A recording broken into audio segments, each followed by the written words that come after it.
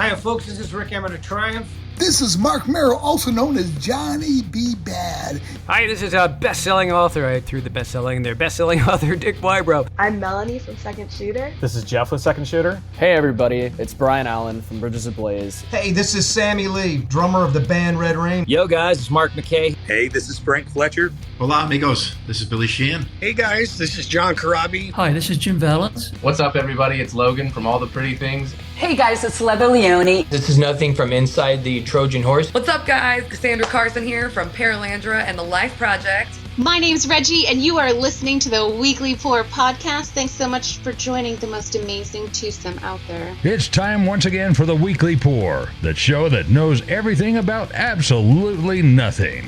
Here are your hosts, TBT and Ace. Welcome to episode 179 of the Weekly Pour podcast. I am TBT. That guy over there is Ace. Welcome back after us being gone for an entire week. It's almost like it's been years. But here we are. It's been years. And here we are.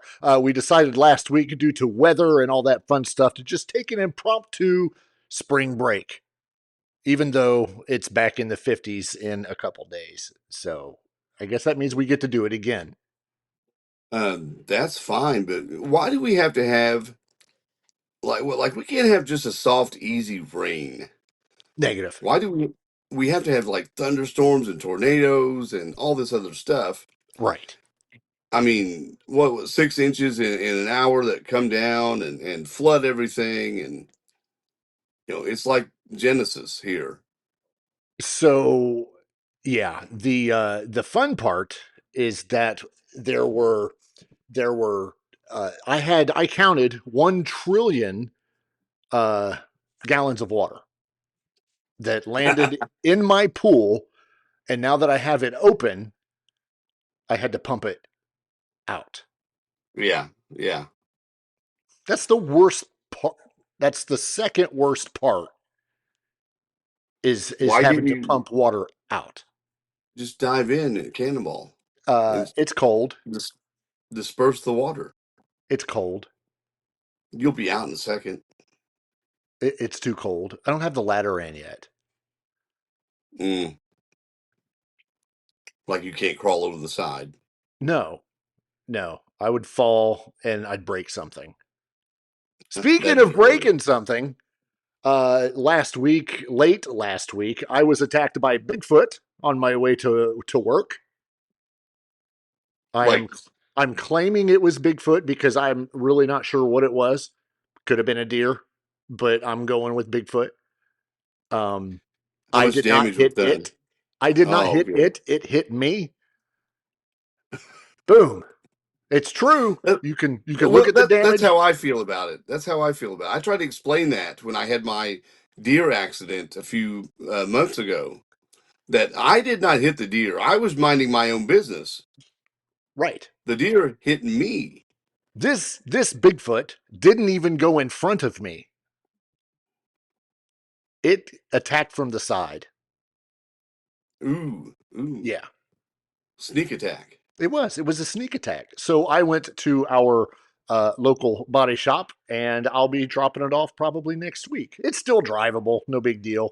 But still, I've lived in this area for 12 years now, and that's my first Bigfoot encounter. Oh, wow. Good for you. Yeah. Because they're everywhere. In spite of what anyone says, they're everywhere. I see them all over the place. But here we are. If you are joining us in the chat, thank you very much. I'm reaching up to the chat. That's why my stupid hand keeps getting in the way. Appreciation for everybody that's jumped into the chat already. If you are watching and you are not into the chat, jump in, say hi at least. Lots of our regulars are in. Of course, Mama TBT is there. Moderator Natalie, who actually is live from a track meet. Pretty sure she's not running because she can't type and run at the same time. I've watched her try. Swath is in, which is great. I was glad to see she was able to swath her way in. I should remove her from the chat completely. And of course, Mrs. TBT is in. And if I missed anybody, my apologies. But maybe you should jump in and say hi so that we know you're watching. Of course, every week when we are actually on, we do this live for the first hour, so you never know what you're going to get. And then if you're not able to watch live, then it will be available wherever you get your podcasts. You could always rewatch on the YouTube or just listen wherever you get your podcasts. Be sure to smash that freaking thumbs up button right there. I just hit it myself. Hit that thumbs up. Smashed it. I smashed it. And then and hit that subscribe button so you know every time we post a video or we go live, because we don't even know where this is going. Not really. Like we have content, but we don't know where it's going. Exactly. It's really not. We have things we know we're going to talk about. It's literally in the title of each episode. Like this week, we've got stuff about KISS and Metallica and Creed and Wolfgang Van Halen and Godsmack, and a little bit of information that just came out recently about our friend Casandra Carson, of course, from Paralandra. And we'll get into all of that a little bit later. But as you know, the first, 10, 15 minutes or so, we dive into life, which is where we're at now. This is the time to dive into life. We've already talked about it being cold. We've already talked about getting 1 trillion gallons of water and my unfortunate incident with Bigfoot. I don't think there was anything else. I did take a road trip last weekend. I saw that. You've been busy. Where did you go this time? Last weekend, I took a drive down to LaGrange, Kentucky. That one? One of the only places that is still considered small town America. And it has a train, many trains, allegedly, that still go straight through Main Street. Like, cars move. Get out of the way. Because if you don't, you're going to get smashed.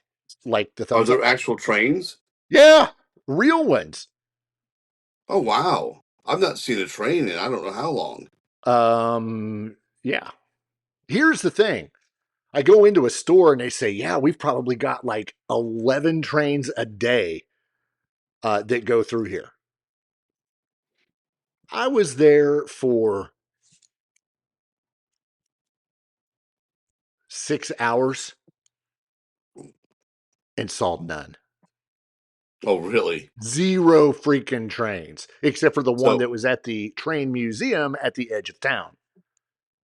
So Saturday, trains don't run. It wasn't a Saturday. It was actually a Friday. Trains don't run. Apparently not on Fridays. Apparently not on Fridays.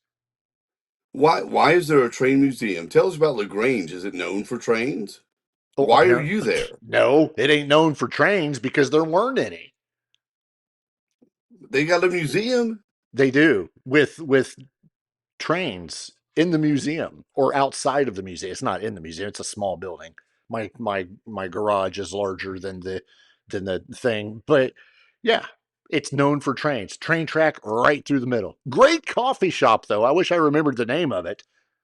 But I went and I went, got a cup of coffee, and it was really good. I asked them what they recommended. They told me. I got it, and it was good. They said coffee. Yeah, they said coffee with some stuff in it. And I was like, well, I don't want a whole bunch of sugar. And they said, well, we got you covered. So they covered me with non-sugar stuff. Did you go by yourself? No, I took the wife. Okay. Yeah. Okay. And you just point a finger at the map and that's where you went? No, she had an appointment. Okay. Yeah, she had an appointment to go to that was the pulling teeth to get information. 5 hours long or whatever. And so I walked around town while she was at her appointment and I got to know people. Everybody was friendly. I'm sitting there. I did not look like anybody else there. Looking like you look. People were still kind to you. They were walking by. Good morning. And I'm like, oh, hi. Yeah, good morning. Even the dogs. The dog came up and was like, good morning. So I did you point out that You're not from around there. I'm not from Oh, around I here. didn't have to point that out. Now, That was now, readily why do apparent. you say you didn't look like anyone else there? What You are you saying just about said the? it. What are you saying about the townsfolk? That I'm not saying anything about the town folk. I'm saying it about me. Completely. So there's no one that shaves their head. Didn't see one. No one with a Fu Manchu down to their belly button. Did not see one. I didn't. What other? No one with an earring. Or two. No. Those are outlawed. Apparently, yes. Wow. So lots of John Deere hats and flannel shirts. Pretty much. Yeah. Okay. Yeah. And I don't know. Whatever. Congratulations, because I have to put this out there because it's a big deal. Congratulations to number 1 pick in the NFL draft, Fernando Mendoza. Yes. And congratulations to the Las Vegas Raiders. That is the very first time I have ever gotten it right. I keep saying Oakland. That's fine with me. It's still Deer Creek. Exactly. It's still White River Amphitheater. I'm a Raider fan. That was the team I had before the Colts came to Indianapolis. So still a Raider fan. So I'm excited about this, but I think it'll be a minute before he plays. They signed Kirk Cousins for a reason. Right. They don't want to throw Fernando to the Wolves. And there's no reason to throw him out there. Let him learn, let him get adjusted, whatever. Yes. Have you seen the slew of people on Facebook that we know that are now adopting the Raiders? They're like, I guess I'm a Raider fan now. I am one of them. Are you? Okay. I absolutely am. It was within 5 minutes of the number one pick being televised that I ordered my Fernando Mendoza Raiders jersey. Nice. Yeah. Nice. Yeah. I wore my Raiders hat the next day that I already have. Yeah, I don't have a hat. I I have an was Indiana down since hat, but 84. I don't have a Raiders hat. I need one though. Can I borrow yours? No. Mm. It won't fit. Okay. We could tighten. And I'm one of those people that I like to draft typically, but this year, after seeing Fernando get drafted, I moved on. Yeah. Flipped to something else. There was nothing else I cared about it except seeing where the other IU players went. Right, with a But I total of didn't have 8 to. being drafted. Well, and I didn't have to watch the draft for that. Right. Very true. I still watched. I watched every night. Did you see North Carolina where Belichick coaches? No, I'm trying not to lose our fan base by doing the next 30 minutes on this draft. Well, I won't, but he has 0 draft picks. That's okay. None. Good. Crazy. It's great. I think it serves him well. Speaking of draft picks, which has absolutely nothing to do with the draft, KISS is back in the news. Isn't that amazing? If it's not Skid Row, it's KISS. And real quick, before I get into that, yeah, true. Before I get into that, I do want to make mention of your shirt because it's leading me down a different direction. Obviously, some people would know what that shirt represents. Of course, I do. Netflix has a brand new 4 or 5 episode mini series biography, whatever you want to call it, of Hulk Hogan. Yeah, the Hulkster. I watched it until the final episode. I got through all of it. Lots and lots of old footage, classic footage back when he was in AWA and all this stuff. And I'll get off this Hulk Hogan tangent in a minute. But great show. Lots of interviews with him, with people that knew him, with his son. All this was obviously done prior to his death. The very last episode, there's a segment that takes place after his death, including some backstage stuff with WWE. Interviews with Jimmy Hart, Hacksaw Jim Duggan, Jake the Snake Roberts, of course, Nick Hogan, which is Hulk Hogan's son, even his ex-wife. There's a lot of stuff on, and his current wife, or his widow. Great show. It was good. It's worth watching until the last 15, 20 minutes of the last episode. It was horrible. Oh, and then he died. Yeah. Yeah. I was intentionally waiting. I tend to avoid these things. I'm not a Hulk Hogan fan. Right. Per se.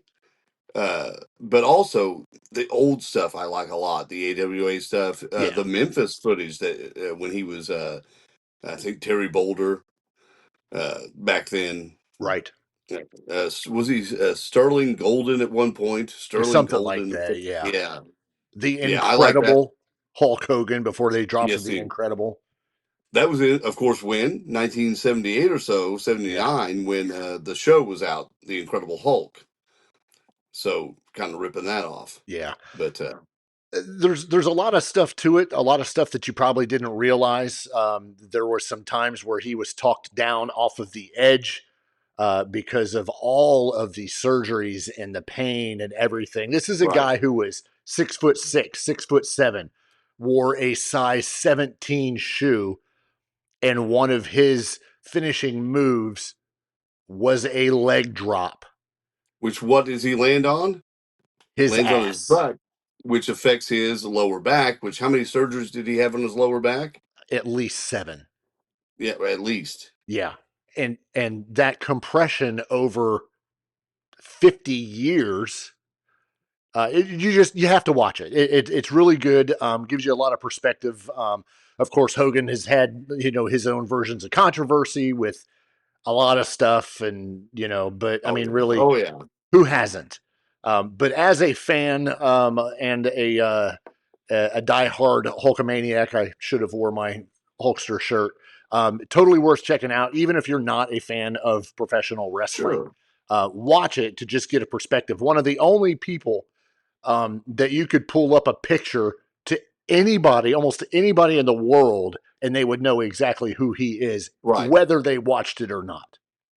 Right. You didn't have to be a wrestling fan to know who Hulk Hogan was. He was one of those, like we talked about with Ozzy Osbourne, someone who transcended the genre they were famous for. Right. How many? There's probably zillions of people that didn't listen to Ozzy Osbourne or Black Sabbath, but they knew Ozzy from the TV show. Yeah, exactly.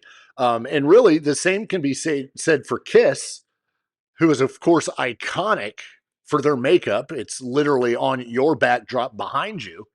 And I was just mentioning a while ago about KISS being back in the news. And of course they are, because they have revealed finally, and we mentioned this about a month ago probably, that a second KISS Cruise, which they call Landlocked in Vegas, will touch down this November in Las Vegas.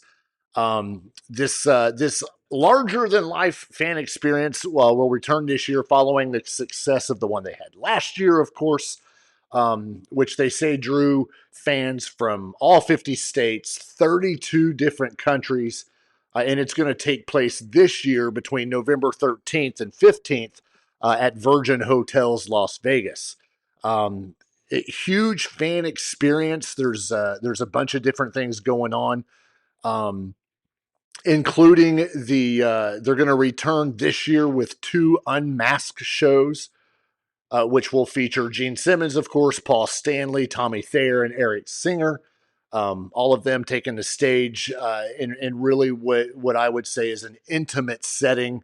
It's going to have a ridiculous lineup of special guests. I'm going to read some of these off, including an Ace Frehley All-Star tribute with sit-ins from current members of KISS and other surprise guests, as well as Night Ranger, Bruce Kulick, Slaughter, who of course is a former KISS guitarist, Slaughter, Faster Pussycat, Keel, the 80s KISS cover band Quarantine, who is of course fronted by none other than Chris Jericho, And of course, Tommy London, School of Rock will be there. Tommy London, of course, is an infamous radio host.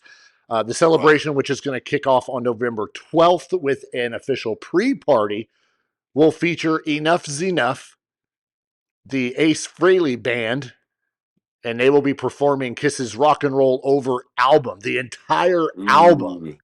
That's good. And of course, there's Bisto Blanco, the band fronted by longtime Alice Cooper bassist Chuck Garrick. So, yeah, holy moly, that's going to be. This is a lot of stuff that they could never really do on the actual cruise. Why do you say that? Because normally, and we're going to talk about one here in a little while. Normally, those are 4 nights. Like 4 nights, 5 days. There's so much that you need to put in there that I think doing this on land or in Vegas, I think is a lot better than actually doing it on the cruise. Yeah, it's a little bit different because you're not on a cruise. Right. But doing stuff like this and saying, okay, hey, over here is going to be this and over here is going to be that. And I think they have the opportunity to have quite possibly more participation. You can get more people to something live than you can on a cruise ship. I think at this point you have to have tributes to Ace. For sure. Kiss themselves have kind of come around on this a little bit with his passing and cementing his legacy in the band. I think that's a necessity. And then I like that Quarantine's going to be there because typically on the KISS Cruise, Bruce Kulick has a band and they do all 80s KISS, which is his era of KISS, right. Which is and to some people, me included, I love the 80s KISS era. Quarantine, Jericho's band, specializes in that, and they do a very good job. So that'll be fun. That'll be a lot of fun. Yeah, some of the other things that are going on are a KISS Q&A, which is always fun and interesting because sometimes people come up with some ridiculous questions or just cool ones that nobody's ever thought of. They're going to have KISS karaoke. They're going to have a session, which I would love this, called Ask Doc. And that's actually going to be with Doc McGee. So you get to sit him down and people just, blasting out random questions. I think that'll be pretty cool. If you know who Barry Levine is, he's obviously he's a photographer and he is an infamous KISS photographer. He's also going to be there. I think he's doing a Q&A as well. And of course, there's going to be a panel involving the future of KISS, which the primary subject will end up being the hologram show. So right. It should be good.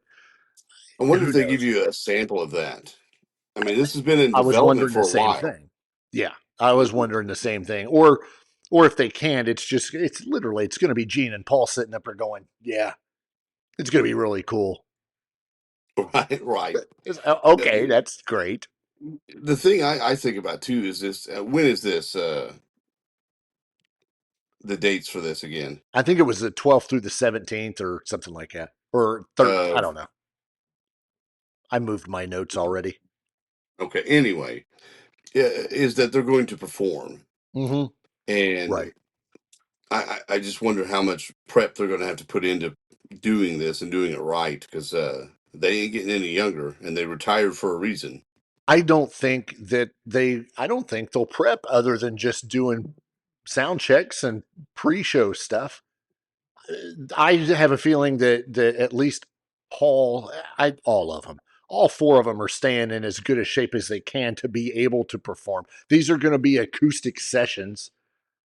Okay. They have to sit on a chair like we are and have their guitars and call it good.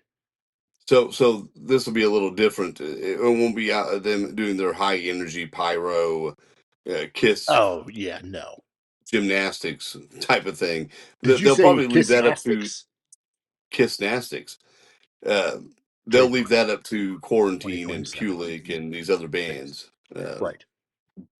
Sure. Yeah. Are you mocking me? No, I was not. I was speaking under my breath because I thought I was being cool, but I wasn't. Speaking of KISS, there was a recent interview with Peter Criss, who reflected on Kiss's historic 1996 reunion. And I thought this was interesting for a couple different reasons. Number one, he said it was like time stood still. You know, this is a guy that's really looking back at what all happened and the historic worldwide reunion tour they kicked off in 1996. Him and Ace were actually on their own tour called the Bad Boys Tour. But they weren't playing like stadiums and all that. They're doing 500 seaters, blah, blah, blah. But the thing is, so was Kiss. They were doing reunions, Kiss conventions, different things like that.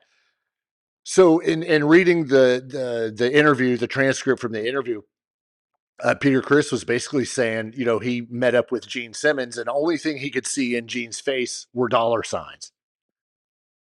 That's not surprising, number one. So basically it was like, okay, let's do this. And of course they end up having this tour where everybody was back out. According to Peter Criss, they sounded great. You know, like the magic was still there. And a lot of fans, yourself included, like you just said, a lot of fans agreed. They were like, you know, this, oh my gosh, this is what we've been waiting for. Yep. And it was great at the time. So. Yeah, I was there at the one in Indianapolis. Yes. And actually, my wife went with me. We both went. And they were fantastic. We got to see all the cool Kiss tricks, you know, with the Ace Frehley guitar, right, catching on fire and flying up into the air, and all the cool stuff you see Kiss do. And they sounded phenomenal. Among all things, they sounded phenomenal. Yeah. Peter Criss last appeared on stage with all three original members of KISS when the group was inducted, of course, into the Rock and Roll Hall of Fame back in 2014. When I saw that, I did not realize that it had been 12 years since they got into the Rock and Roll Hall of Fame. Like time has just went by very quick. Is it really? Yeah. 2014 is when they got in. So. Oh, wow. Yeah. And of course, they received the Kennedy Center honor just this past December, but that was only with Peter Criss, Paul Stanley, and Gene Simmons, because by that time, Ace had already passed and they didn't perform. So it was just I still haven't heard his new record, Peter's new record. No, of course, that new solo album that's just called Peter Criss was released this past December, co-produced by, of course, Peter Criss alongside Barry Pointer, who has also worked with Ozzy Osbourne, John 5, Motley Crue, my buddy Steve Stevens. So I haven't either. I just looked. It's not on streaming yet. I think he only released it in LP. So if you're a purist and like the vinyl, yeah, you can listen to it. But if you're streaming, I'm gonna grab my phone. If you're streaming like the rest of us, you're not going to get it for a while. I don't know when he plans on doing that, but it would be nice. Yeah. Where did you check? I checked my Apple Music. Oh, okay. I was gonna say that's just exactly where I just went, and nothing. So you said it's self-titled, right? Correct. You'll have to check YouTube. Somebody has. I'm doing it right now. Somebody has to have already done it, and posted it. There's a lot of good musicians on this. Billy Sheehan, of course, who's been a guest on this show, he's on there. Piggy D, of course, or Matthew Montgomery, however you know him. John 5, of course, is on there. Paul Schaefer, who everybody can remember from Late Night with David Letterman, he's on there. So there's a lot of good people on this album, and I would really, really, really like to hear it. However, like you just said, we can't find it anywhere. I'm going to bootleg it somewhere. I'm going to put it out there in the universe and be like, all right, whoever's got a bootleg of that, send it to TBT. Send it to Ace. We need it. Right. Right.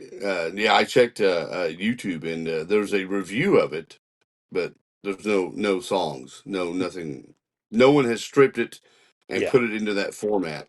Yeah. I want to read the reviews, but then I want to make my. We're going to get into an album here, we have a couple more stories before we get to it. I'm kind of excited about it, but we'll get into that one in a minute.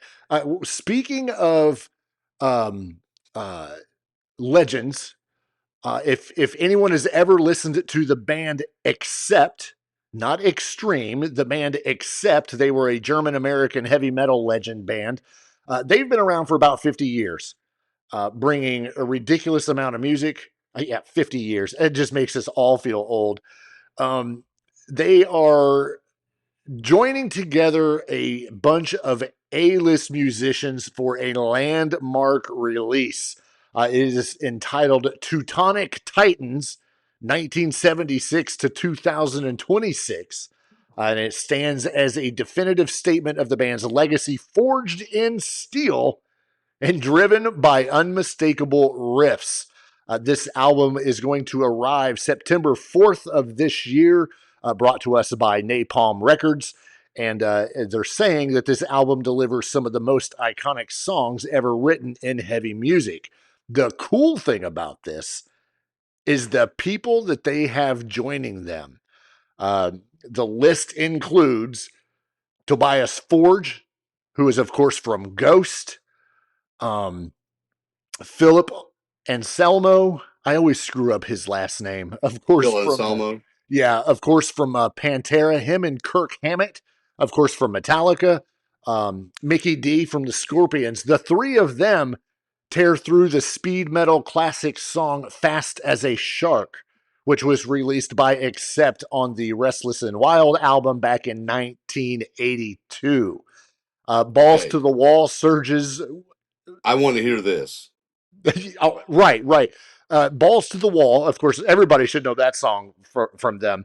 That surges with a powerful range of Rob Halford, of course, from Judas Priest, along with the guitar work of Matthias Jabs from the Scorpions. Holy crap. That's going to sound, anything with freaking Rob Halford always sounds amazing. The man can do Silent Night and do a Christmas album, and it sounds freaking fantastic. That fits his style, that it song. Does. Oh, yeah, I can hear it now and just, yeah. I probably shouldn't have done that with my hand. Of course, Billy Corgan from Smashing Pumpkins is also involved with Dave Ellefson, of course, from Megadeth. Other stars on Accept's extraordinary release include KK Downing, again from Judas Priest, Bobby Ellsworth from Overkill, Chris Jericho, of course, who we just mentioned from Fozzy. Who else? Anybody else on there? Billy Sheehan, of course, who's been our guest on this show. There's so many on there. So Jason McMaster, Dangerous Toys, if anybody remembers that band. He's actually going to be on the album too. He's not scared. Huh? He's not scared. No, not at all. This album that's coming out has 19 tracks.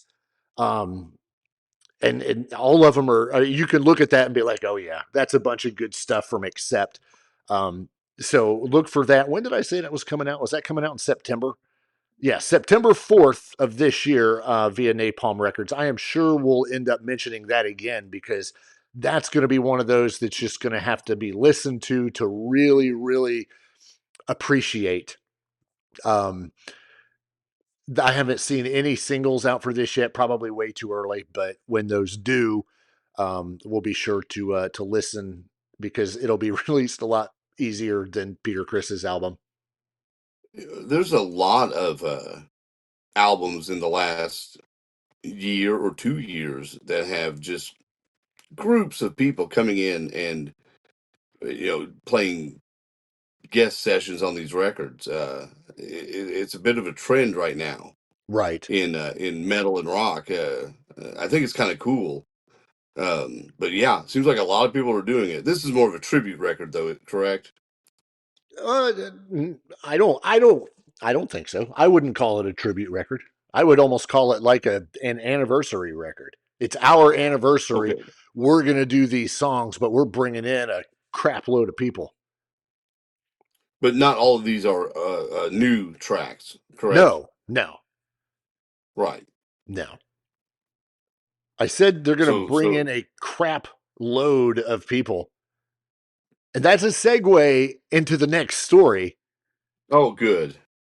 Which is going to be just, some people are going to love this, some people are going to hate it. But Metallica has announced the definitive re-release of its quadruple 7th studio album, Reload. They will re-release this June 26th via their Blackened recordings. The album itself has been remastered. Of course, pre-orders of the deluxe box will receive instant gratification versions of The Memory Remains. Everybody remembers that song, including the remastered original recording, instrumental mix, take 18, floor take, and a live in Brisbane version.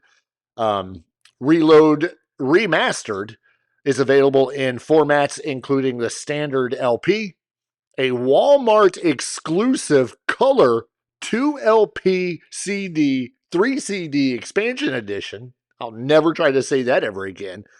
Cassette and digital, including a spatial audio mix using Atmos. So if you have a Sphere in your own living room, you'll be able to listen to it. Actually, it probably sound really good on surround sound. Pre-orders and pre-saves of all configurations include The Memory Remains remastered. Additionally, The Memory Remains Live in Philadelphia video is live now. There's a lot of stuff to this album. I was flipping through this, rounding out. Let me scoot back up a little bit here. There is a one-time numbered pressing, features the remastered Reload album, blah, blah, blah. The set's 15 CDs range from the remastered Reload album to never before seen or released collections of riffs, demos, and rough mixes, B-sides and rarities, and a wealth of live material. While it's 4 DVDs, offer a plethora of behind-the-scenes, in-studio, and live footage, on-air, and television appearances, the band's pop-up performance at the Core States Complex parking lot in Philadelphia, visits to Seoul, Korea, and more. Rounding out the box set's content are memorabilia, including a pack of 13 test cards. I don't know what that is. An 11 by 17 Gimme Fuel poster, a sticker, a puss head print, a 10-pack of guitar and bass picks, lyric sheets, 3 laminated tour passes, and a deluxe 128-page book with never-before-seen photos and stories from Who's Who, Where, There. How much does this sucker cost? $472,603. I don't know. 10 cents. And 10 cents. There's a lot to this, and yeah, it's interesting to me. They, like you said, this will make some people happy, some people not. Right. That they picked this record to do all of this with, but I like it because I think Load and Reload get a bit of a bad rap. Absolutely. I think they're very good records. And this is mainly because of the shift in sound, correct? From, you know, because we have the Black Album, and then we keep that sound going into Load and Reload, and people just, a lot of people loved it, sold a lot of records, and then you have your purists. What did we say? Quadruple platinum? Quadruple platinum. Yeah. This is an album that was originally released November 18th of 1987 and was the third consecutive Metallica album to debut at number 1 on Billboard, and spent nearly 80 weeks, that's 80, on the chart, attaining number 1 status in 6 countries and top 10 in nearly a dozen more. 97. What did I say? You said 87. I was only off by 10 years. I meant 97, but yeah, because And Justice came out in 88. So right. So yeah, it was 97, November 18th of 1997. And there were people that were were concerned about the sound of And Justice, that the shift was already there into this more metal mainstream sound, and Right. I didn't hear it. It sounded like Metallica to me. Me too. I had a friend, a huge Metallica fan, that he didn't like that record because I think most of it was they were on MTV with one Oh a yeah. lot, and that exposure is like, writing's on the wall. Here we go. Yeah. It's the same with Dr. Feelgood by Motley Crue. Oh sure. Uh, Before that even came out, I had friends of mine that were just dismissing it What because it was going to be mainstream and pop and all this other stuff. What's the common denominator between Dr. Feelgood and the Black Album? Is it the producer, Bob Rock? Yeah. Ah, What does that tell yeah, you? So, but exactly. here's the thing though, was he wrong? No. The amount of fans, even new fans, you're always going to piss off the hardcore fans. The ones that have been with you from day one and they don't want change because people are reluctant to change. You're always going to piss them off. But the amount of Okay. fans they brought in, and this goes with Motley Crue as well, because this is the time when Dr. Feelgood came out. These are the times of having a ballad. And they come out with Dr. Right. Feelgood, and oh my gosh, I loved that album. Loved it. Right, I did too when it came out. Now Yeah. it's a bit overplayed, but I couldn't get enough of "Kickstart My Heart" back then.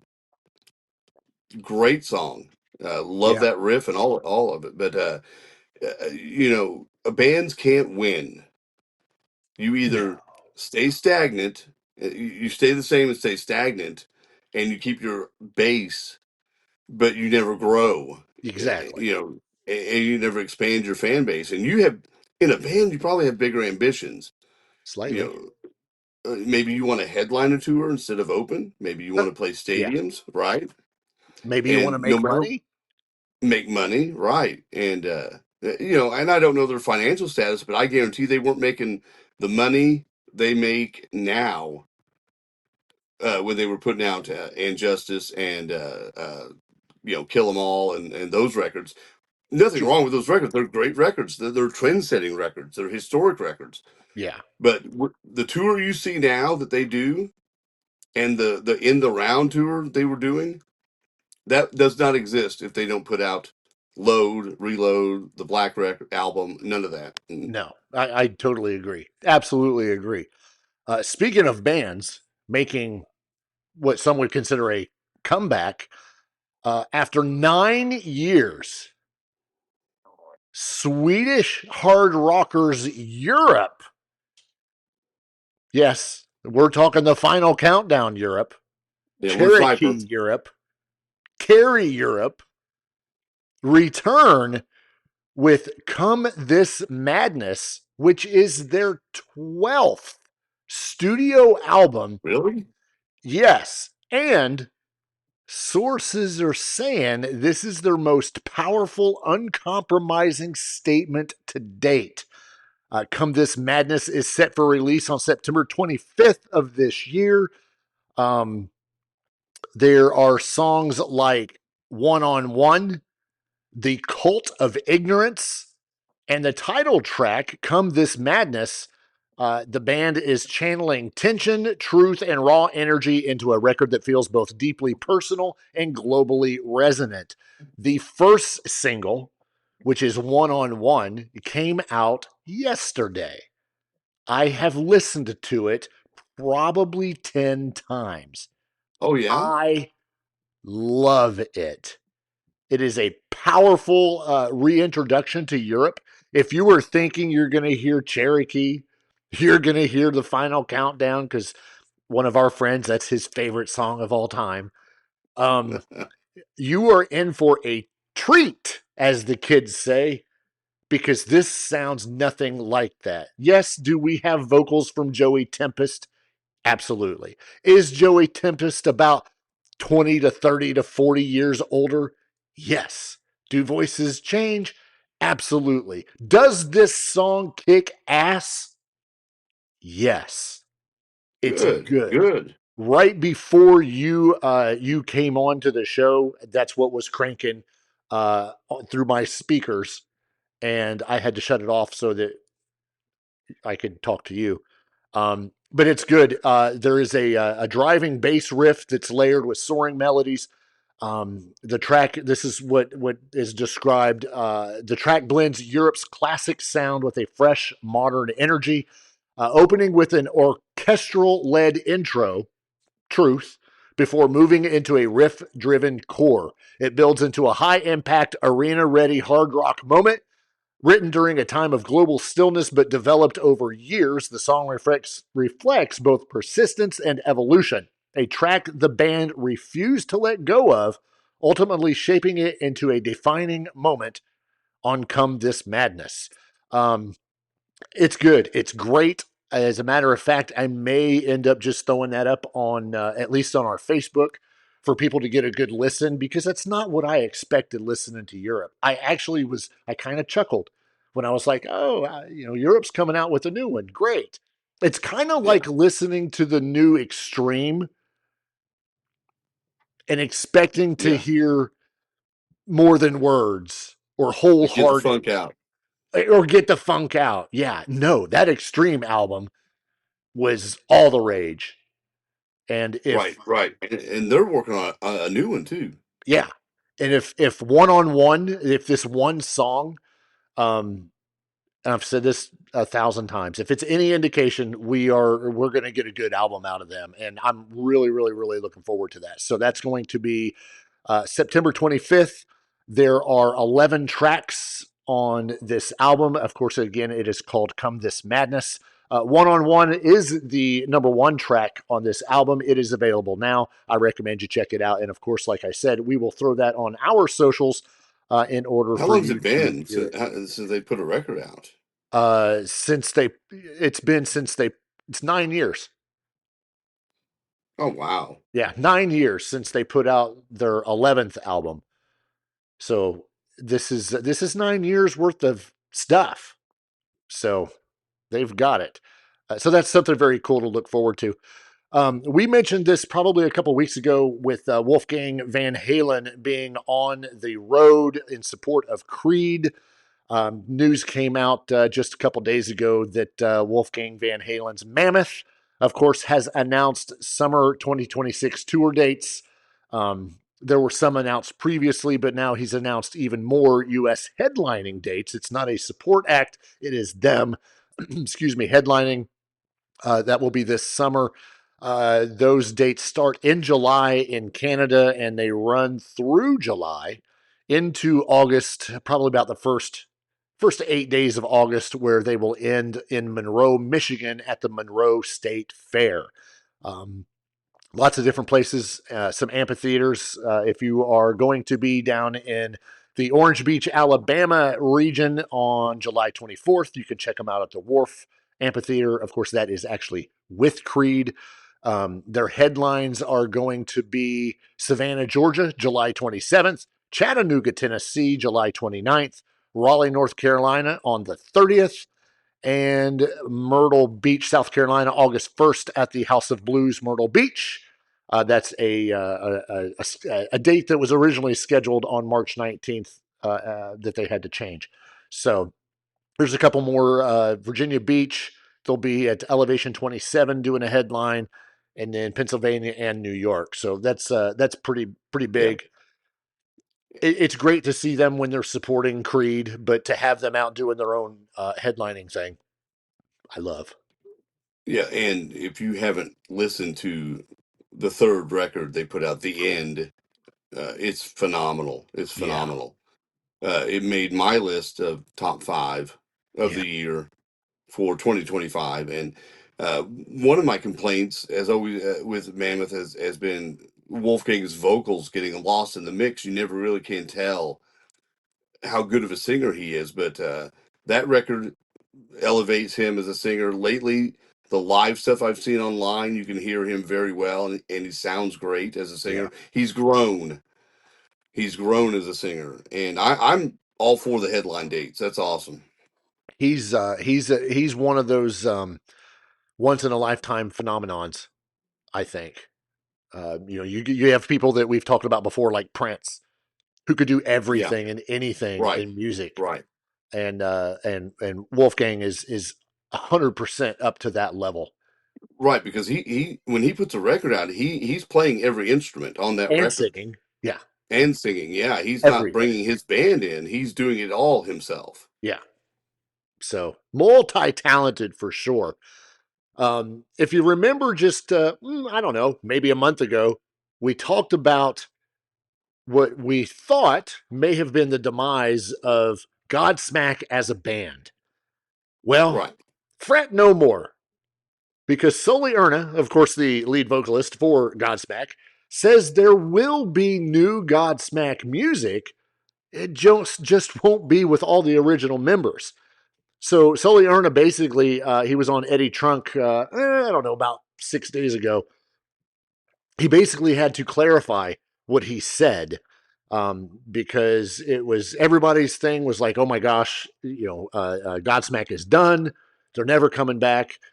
So what he has done is he said, well, it's not exactly what I meant. What I meant is you're not going to get any music by Godsmack as you know it. So Godsmack is going to be back. Guitarist Tony Rombola and drummer Shannon Larkin, those two have departed the band. There's no animosity. There's no bad blood. They just got done. So they finished and they were like, yeah, it's time. We're done. Robbie Merrill, bass player, if I'm not mistaken, is still with Sully Erna and Godsmack. Well, they have now recruited two other people, a guitarist and a drummer. The first is the guitarist Sam Colton, who actually previously toured with Godsmack back in Europe in early 2025, and the drummer Wade Murph. He's worked with Daughtry and some of the other acts, and is what Sully Erna calls a fairly under the radar kind of guy. Strong player, really good, attention to details and all that stuff. Now, we may not see anything this year. Probably won't see anything this year from Godsmack, but 2027 looks to be very, very promising for something out of Godsmack 2.0, if you will. It makes me wonder if something has changed since 2023, because Lighting Up the Sky was supposed to be the last record. That was a big deal, right? No, it's not. It wasn't the last record. It was the last record, as you know, Godsmack. Okay, so we have caveats all the time, right? Yes, caveats. This is our last tour in makeup, said Yes. KISS. Right. But, but they continue to tour, and then they lose a couple guys, bring in a couple guys in. I think that opens up the door for Sully to say, well, I wanted to record, but, there were other factors, and now he can do whatever he wants, right? Well, they do have a 2026 tour, the Rise of Rock tour, that's running in North America this summer. So, it should be good. And if it's one of those, this is one of those bands, if you've never seen Godsmack live, they're amazing. Sully Erna's voice is phenomenal. If you're into Godsmack's music, you would enjoy it. I've seen them at least twice that I know of. I know I seen them a long time ago when they opened for Metallica. Right. Gosh, that may have been 2001. So we're talking a long time. I saw them with Shinedown. Fantastic band. Yeah, they were great live. Yeah. And I know you're looking forward to the TMZ part of this story, aren't you? No, I was moving on with only 5 minutes left. With only 5 minutes left, I got two more stories and we want to get through. One of them, which will be real quick, and another one I'm super thrilled about. The first is, if you are looking to go on a cruise and you can't go to the KISS Cruise because that is now landlocked. If you're looking to go on a cruise next year, 2027, Creed has announced their 2027 lineup for their Summer of '99 and Beyond Festival Cruise. It will be This the has really fifth year. become a thing, hasn't it? Yeah, it will be the fifth Because year. they just finished the Creed Summer of '99 cruise, I think, didn't they? I think so. I don't remember the Yeah, date last for week. this year. Yeah. So next year will be the fifth year, the fifth voyage, and we'll depart from Miami on April 17th, and it will be back on April 21st. Again, 4-day, 5 night. If you're looking to get involved with that, the tickets, I believe, go on sale sometime next month, maybe around the 13th, I believe. But the biggest thing right now is they have finally announced the lineup. That lineup includes Creed, of course, Breaking Benjamin, Seven Dust, Zach Myers of Shinedown, Hoobastank, Our Lady Peace, Hinder, Fuel, Drowning Pool, Fastball, Sponge, The Flies, Ashes of Billy, and there's still more to be announced. That is absolutely late 90s, early 2000s rock. And that's going to be a phenomenal cruise. Yeah, So if you're looking that for would be one. something like that, That would be something to go on. yeah, Is that especially if you grew up in that era, that post grunge rock era. I mean, this is it right here with Hoobastank, who has been everywhere lately. yes, they have. Everywhere. Fuel, who's on their third or fourth or fifth new singer, but they still sound great. Yeah, Breaking Benjamin, Seven Dust. I love those bands. Fastball. It's almost like that era, that time is making a comeback. Yes. Can we attribute that to the success that Creed had on their tour? I think that has helped a ton. I think that's helped these bands out a ton. Yeah, without a doubt. Hinder and Fuel have been touring. Some of these other bands, I'm not sure how much they've been actually working, but they are now. Yeah, exactly. Our final story for tonight is going to revolve around someone we want to personally tell congratulations because Casandra Carson, who of course is with Paralandra, but has another gig going with Josh Rand, who works or plays for Stone Sour, who's the guitarist for Stone Sour.